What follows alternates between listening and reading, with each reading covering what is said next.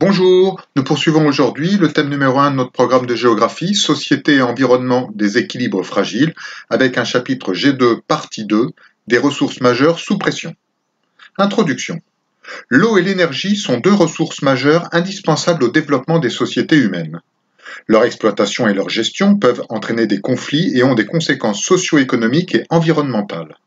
Dans cette seconde partie du chapitre, nous aborderons plus précisément la question de l'énergie et de ses enjeux à l'échelle mondiale, dans un contexte marqué par le dérèglement climatique.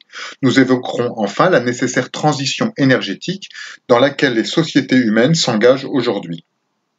Selon la géographe Bernadette Mehren-Schumacher, la transition énergétique désigne le passage d'un système reposant sur des énergies fossiles non renouvelables et polluantes à un système reposant sur des énergies renouvelables auxquelles s'ajoutent des actions en termes d'économie et d'efficacité énergétique ainsi que des mesures de lutte contre les inégalités d'accès à l'énergie.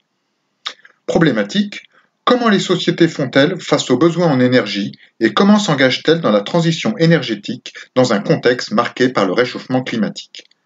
Grand 1. Mise en perspective des besoins énergétiques croissants. Petit 1. Un accès inégal aux ressources énergétiques. La consommation mondiale d'énergie a augmenté de 72% entre 1990 et 2017 et la tendance devrait se poursuivre dans les prochaines années. Le mix énergétique, c'est-à-dire la répartition des différentes sources d'énergie utilisées pour répondre aux besoins, repose toujours à 90% sur les énergies non renouvelables que sont le charbon, le pétrole, le gaz et l'uranium. La consommation d'énergie est un bon indicateur des inégalités de développement. La plus forte consommation par habitant concerne les pays très développés comme les États-Unis ou le Canada. L'émergence des pays du Sud entraîne également une augmentation de la demande en énergie. Ceux-ci consomment actuellement 58% de l'énergie mondiale. À elle seule, la Chine en consomme plus de 23%. A l'inverse, malgré des progrès majeurs ces 20 dernières années, près d'1 milliard de personnes n'ont toujours pas accès à l'électricité dans les pays en développement et émergents. Petit 2, qui engendre des tensions multiples et des enjeux environnementaux. Il existe tout d'abord des tensions économiques autour de l'énergie, car son prix peut avoir des conséquences pour les économies de nombreux pays. Le marché du pétrole est dominé par quelques acteurs. Pays exportateurs comme la Russie, les pays du Moyen-Orient, pays importateurs comme les États-Unis, la Chine, l'Inde, le Japon ou les pays de l'Union européenne. Grandes firmes transnationales pétrolières publiques comme Saudi Aramco en Arabie Saoudite ou privées comme ExxonMobil aux États-Unis. Ensuite, il y a les tensions politiques.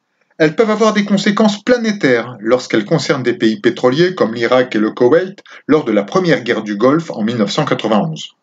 La recherche de nouveaux gisements en mer conduit également à des tensions comme en mer de Chine méridionale.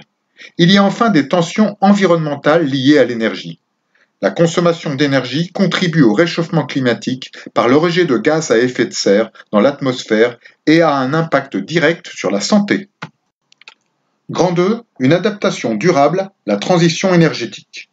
La transition énergétique désigne le passage d'un système reposant sur des énergies non renouvelables, pétrole, charbon, gaz, uranium, contrôlés par de gros opérateurs comme EDF en France, à un système reposant sur des énergies renouvelables, éolien, solaire, biomasse, produites par de nombreux opérateurs.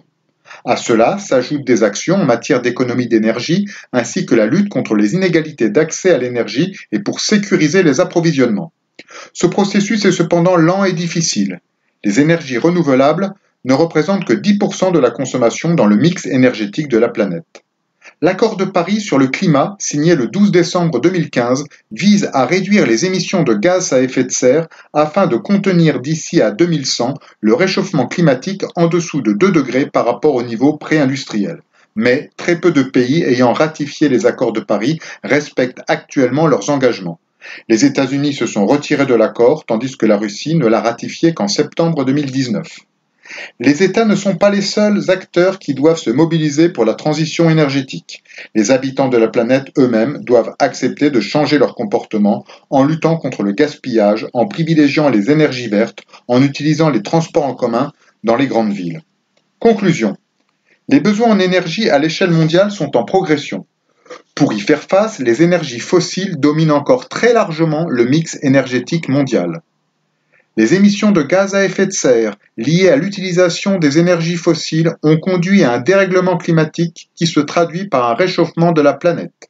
Avec l'accord de Paris du 12 décembre 2015, les États se sont engagés dans la transition énergétique, mais ce processus, très inégal selon les pays, se heurte à de nombreux obstacles.